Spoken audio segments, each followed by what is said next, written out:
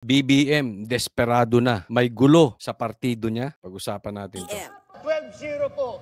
I-shade nyo na kagad. Ayan, 12-0. Oh, ano, di fake news ka ngayon. Bakit? Nabawasan ka eh. Paano magiging 12-0? Dahil ba ibig sabihin, umalis na si Amy dyan? Hindi na dapat iboto si Amy? O, fake news ka. Dapat ikaw ang iniimbestigahan ni Abante. Dapat ikaw ang iniimbestigahan ni Paduano. Dapat ikaw ang sinasabing fake news ni Claire. Sabi mo 12-0 eh. Paano na yan? Pero eto yan. Papalitan. Di umano, papalitan daw. Hindi ko sinasabing baka sabihin fake news tayo. Okay? Hindi ko pa kinukumpirma kung papalitan or hindi. Pero may balitang papalitan. Sana lang, ang ipapalit mo, hindi galing sa dilaw. Kasi kung lihitimong dilaw, especially galing sa pamilya nagpatalsik sa tatay mo na ayaw pabalikin ang tatay mo, ayaw kayong pabalikin dito, ayaw ipalibing yung tatay mo sa libingan ng bayani. Kung galing doon, it shows how desperate you are.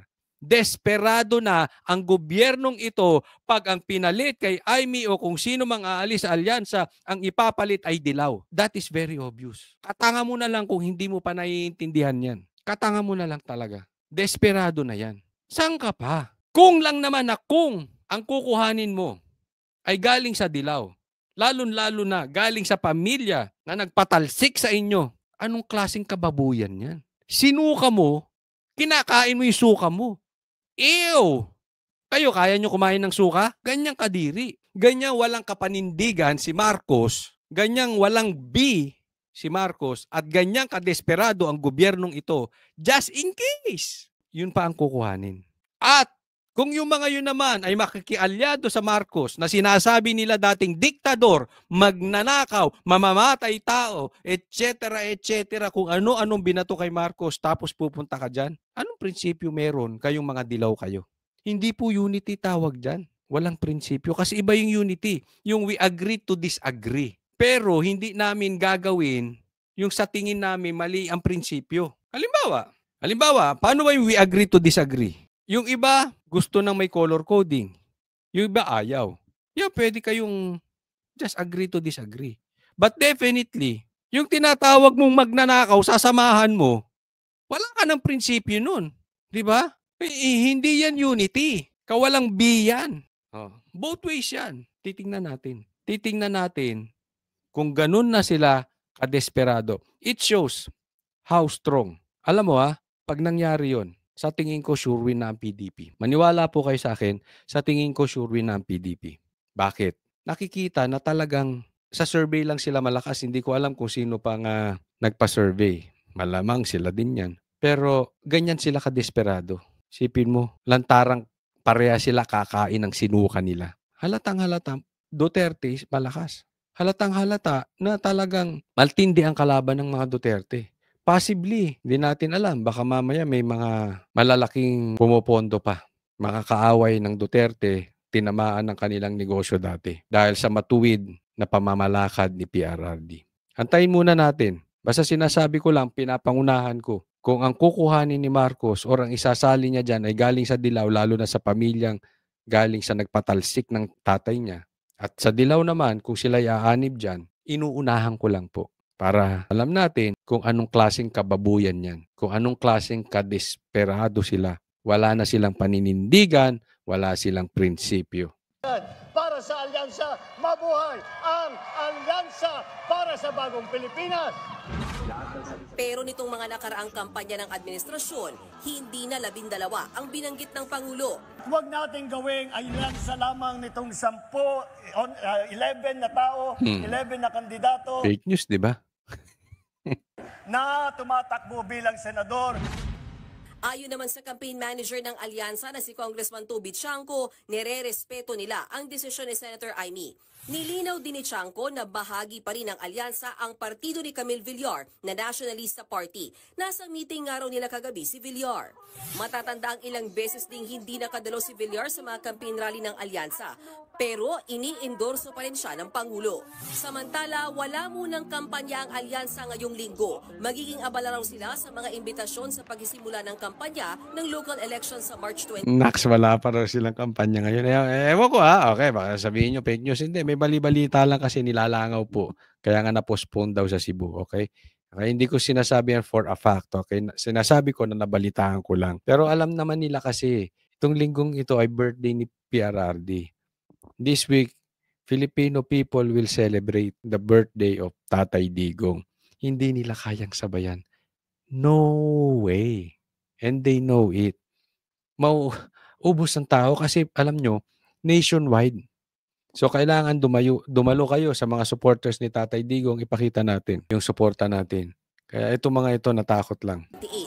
Sa March 28 din, ang ika-80 kaarawan ni dating Pangulong Duterte. Nagbabalita mula sa... Next topic po tayo. Ito, pag-usapan natin, Hanilet and Kitty may balak sa birthday ni PRRD. Nandyan na po sila sa Hague. Bigyan natin ng komentaryo ito. Nasa Netherlands na ang common law wife ni dating Pangulong Duterte na si Hanilet Tabansenya at kasama niyang anak na si Kitty Duterte para po sa nalalapit na birthday ng dating Pangulo. Pambira naman to si Kitty, Ang gulo kausap, Sabi ko, sabay kaming pupunta dyan, Umuna-una. Hindi ako inantay. Ambisyoso ka. Hoy, Coach Oli, ambisyoso ka, ha? No. Joke lang po yan, joke lang. Buti-buti, nandyan na sila. At live mula sa The Hague, the Netherlands, nagbabalik si Joey Francisco. Joey, anong sinabi ng mag-ina? Katanghalian nang dumating dito sa penitentiary ang mag-inang sina Hanilet Tabansenya at si Kitty Duterte. At sila'y tubo nga sa loob para magparehistro doon sa kanilang visitation.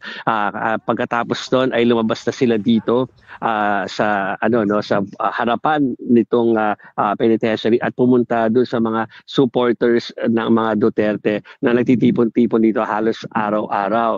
So doon sila nagstay, siguro more than an hour sila na nakihalubilo at nakipagkamustahan sa mga kababayan natin na nag-aantabay nga dito sa labas ng penitentiary. At hindi sila nagpa-unlock ng interview sa media, pero hindi raw sila nagpa-unlock ng interview sa media. Merong interview nakausap nila SMNI. Ayos sa inyo. Hindi kasi yan po nabalitaan natin, okay. Iko-confirm natin. Pero kasi may mga nakita ako Oo, kausap na nila yung SMNI.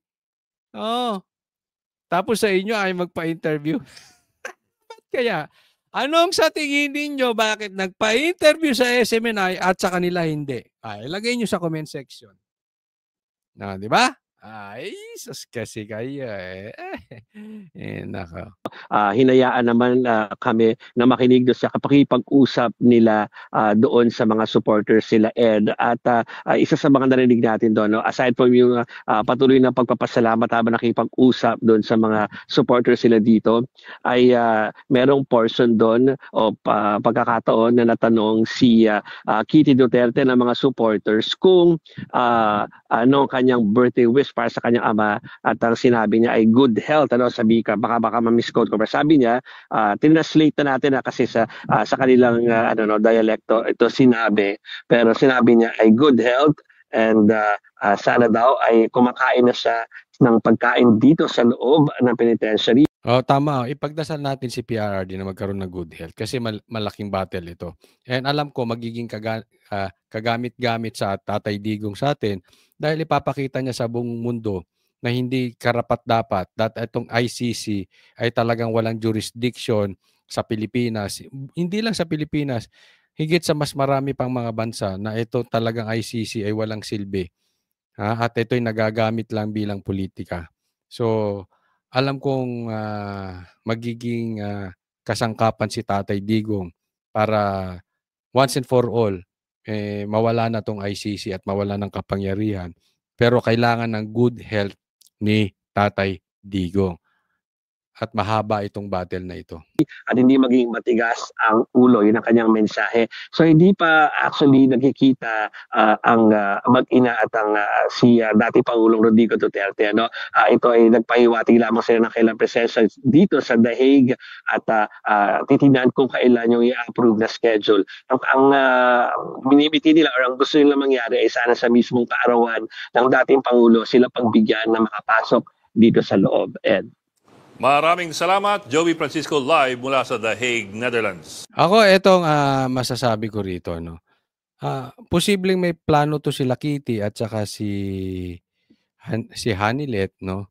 Na dito sa birthday ni PRRD, kaya nga sila nandiyan dyan. And ito po ay magmimistulang, pwede natin sigurong sabihin people power. Birthday celebration and at the same time people power, or maybe paghingi lang ng, tayo po hindi kasi delikado po talagang sila'y naghahanap ng butas, binubutasan po ang mga vlogger for sedition.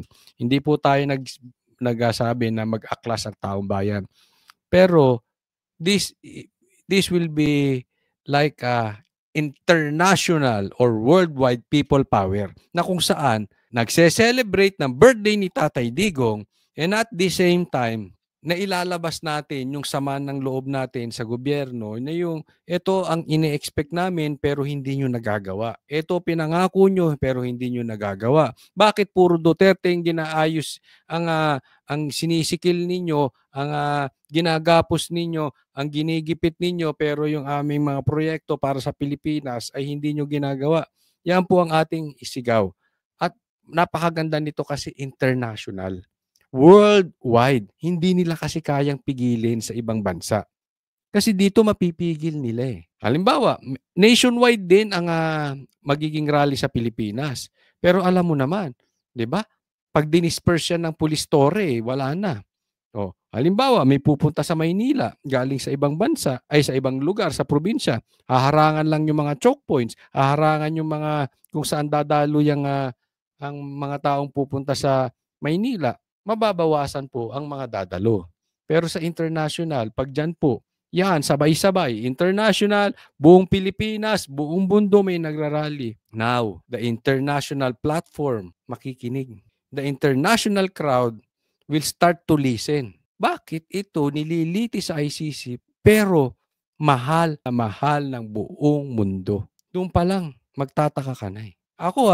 Ako, sisiguraduhin ko sa inyo, in my opinion, kung halimbawa makulong at litisin, halimbawa, bumaliktad ang mundo, si Marcos naman ang litisin dyan, si BBM, walang siguro magrarally sa tapat ng Netherlands. Even the yellows, the communists na ngayon ay kakampi nila, hindi susuportahan si Marcos. Hindi nila susuportahan. Sa ibang bansa din, walang magrarally for BBM. Magtataka ngayon ng mundo, bakit ganito kamahal ng bansang Pilipinas. Even yung mga asawa ng mga Pilipino, mga Pilipinas sa ibang bansa, even nung nasa Japan kami, yung rally, may mga Hapon. Kasi nakita nila yung pagbabago ng Pilipinas nung panahon ni Tatay Digong. Experience nila yan eh. May pamilya sila dun sa Pilipinas and at the same time na-experience nila kung ano yung progreso, kung asa ang bansa sila. Na-experience nila iba ang pamamalakad ni Tatay Digong. Kaya naman maraming nagmamahal. So, suportahan natin kung asan man kayo sa March 28, suportahan natin yung birthday ni Tatay Digong.